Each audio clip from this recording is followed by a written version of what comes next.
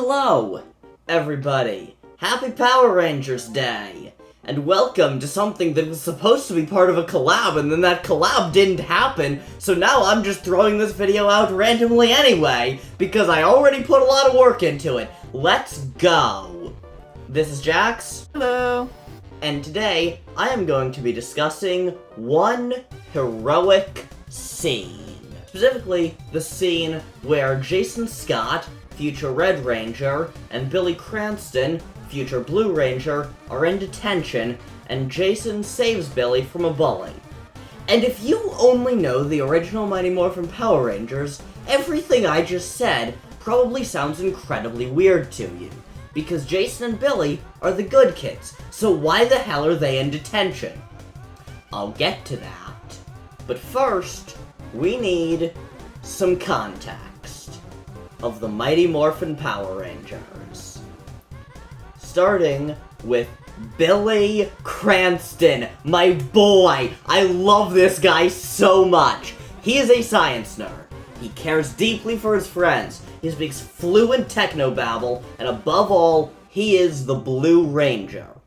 Like, seriously, he is an absolute genius. Within 5 episodes, he had invented teleportation and a flying car that can go from 0 to 3,000 in like 3 seconds flat. So him and the doctor would get on well. Yeah, they really would. Especially considering the technobabble, like, he says affirmative and negative, for crying out loud. That is just how he talks. The image that I have here on screen is of him dressed as Sherlock Holmes for Halloween, at which point he has to morph solo, and instead of saying, "It's morphin' time," like everyone else, he says, "Time for molecular transmutation!" And that just has the same energy as in a recent episode of Strange New Worlds, when Spock was left to pilot the ship, and he said, "I would like the ship to go now," as his warp call. I just loved that. He cares deeply for his friends, and above all, he is the Blue Ranger.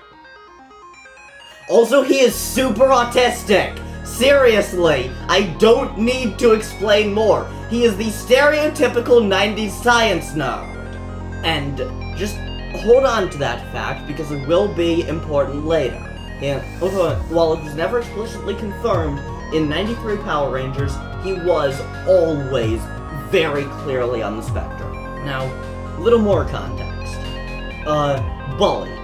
Like I said before, I did not say that before, because I have been improvising this more than I've been looking in my notes. But, yeah, so the fellow Rangers are the only people who can really appreciate him for who he is, ignoring his just general weirdness. And ignoring the fact that I relate to that to an unhealthy degree, that also made him a prime target for bullying. Specifically, from those two that I have on screen, Bulk and Skull. Bulk and Skull later got quite a bit of character development to the point that I will unambiguously call them the true heroes of the show. In MMPR, not so much. They are misogynistic douchebags who served as comic relief and existed only to be jerks who got their just desserts, frequently on their faces. It was a very, very common punchline for them to end the episode with cake on their face. I don't know why MMPR loved that gag so much. I can picture it now. That aside, they always ended up beaten by the end of the episode, frequently beaten by whoever it was that they were antagonizing, which meant that even though they were often the ones attacking Billy, frequently they also ended up getting beaten by Billy in some incredibly Billy way. Nuts. And it ruled. Hang on to that as well, it will be important. No. Billy's not like the most popular kid at school or anything, but he was definitely pretty well known. When the show started, all 5 Rangers were already friends, and it's implied that they'd known each other for years. There's less to say about this one, but hang on to it as well, because again, it will be important. And lastly, Ace. You cannot change my mind. Billy Cranston is Ace.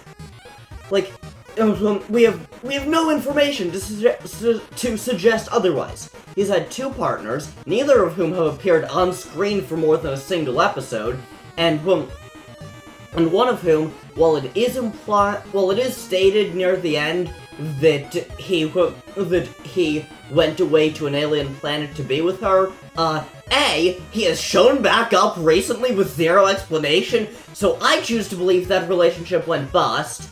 And also, that character existed for one reason and one reason only.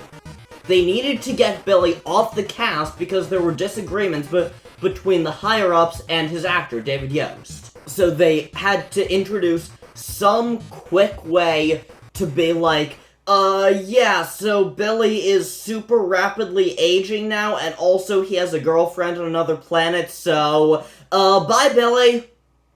Also, you can be Ace without being aromantic. So you can absolutely date people while being Ace. That too. I also fully headcanon him as Arrow, although there is less evidence for that. Next, further context of the movie that we are actually here to discuss, Power Rangers 2017. Jax, you have seen this movie quite recently with me, have you not? I have. It was a wild ride. Yeah, we had just finished watching 2017's It, and then we needed something more lighthearted, so we watched Power Rangers 2017 as well. And I totally was not just doing that so that I had so that you had already some context for it in your head when we made this video. Totally. It certainly was a good change of tone from It. Yeah. Before the story. Jason stole a cow! I don't know why Jason stole a cow, but Why the not? first time we see him in this movie, it is him moving a ball into the school locker room and then getting busted by the cops for it. Jason is not some goody-good paragon like he was in MMPR. Jason is a prankster, although why he's pulling this prank is not clear to me in the slightest. Fun. Second, Jason's dad hates him. That line is reductive, but Jason's dad is now really mad at him because this was supposed to be his season and now the kid's stuck in detention every Saturday until he graduates. Doesn't really fit. So, but yeah. In MMPR, the Rangers all had good relationships with their families. They were never really touched upon, except in, like, one episode. But it was never, like, a point of contention with them or anything. They seemed to have good relationships. That is not the case in this movie, specifically with Jason. Jason's relationship with his father is rocky, to say the least. Is it really? Yeah, you could say that. And, like, I believe his dad's first line of dialogue is, we will never understand each other. Every single time I think you have found the dumbest thing you could possibly do, you go and find something dumber and then you do it. Not to defend his dad, because I do not like him, but he has a point that prank was stupid. Mm-hmm. Don't steal cows, children. Seriously. And don't stick them in your school. And then don't get into a car accident trying to run from the police. Don't run from the police. Don't do any of that. But, yeah. And lastly, Jason and Billy have not met at this point in the story. In addition to this movie being their origin as the Power Rangers, it also shows how the gang met. None of them knew each other going in. Like, Jason and Kimberly had met, they knew each other's names, but they didn't, like, know each other. Kimberly's first line toward Jason is, it's weird hearing you say my name like we know each other or something. So, yeah, they don't know each other. Which means that in this next scene we're about to discuss, Jason and Billy haven't met. That is also very important context. Now, speaking of, let us finally discuss the scene this video is appreciably about. So, I have this laid out like this, as you can see on screen, because I really like this graphic that PowerPoint provided me. So, old memories. Jason walks down the hall, hearing memories of his time playing football. That's right, Jason's a quarterback in this universe. Jax, you know very little about Mighty Morphin Power Rangers. You don't see any problem with that image, but if you do know MMPR, you know that originally Jason did karate. So it's not, on the surface, it's not a super big change, but it really does matter. Because karate, like most martial arts, is primarily based around self-defense. It's not, you go at someone looking for a fight, it's someone finds you and pulls a knife on you. How do you respond to that as safely as possible? That's primarily what martial arts is about. But football is not like that. Football, from how I understand it at least, is about tackling other guys. It's, kind of a big difference. It's a much more headstrong and aggressive sport. That will be important. And in all fairness, just watching the movie, if you showed me that guy and said he did karate and not football, I wouldn't believe you. He looks like a football guy.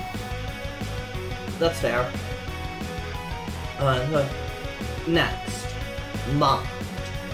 As soon as Jason walks into the detention hall, a kid, we later learn his name is Colt, that doesn't appear until another scene, but I'm just gonna refer to him that way because the asshole is more of a mouthful than Colt. So Colt shouts, "Moo!" While admittedly kind of amusing, you can imagine why Jason would be annoyed at this point. Another person asks, "You sure you're in the right room?" Because everyone knows Jason Scott. He was the star quarterback of the Angel Grove Tigers. Everyone knows about how he crashed and burned. So being the kind of people they are, the detention kids mock him. Jason, at this point, has every right to be pissed. Hang on to that. Coloring. Billy. We don't know this is Billy yet, but why else would they be putting this much focus on him? Billy is coloring, and he super precisely lines up all of his colored pencils. Because he's on the spectrum. Again, it's Billy. I'm gonna go into more detail about this later, but clearly he's on the spectrum. And this is the first sign of that being the case in this movie.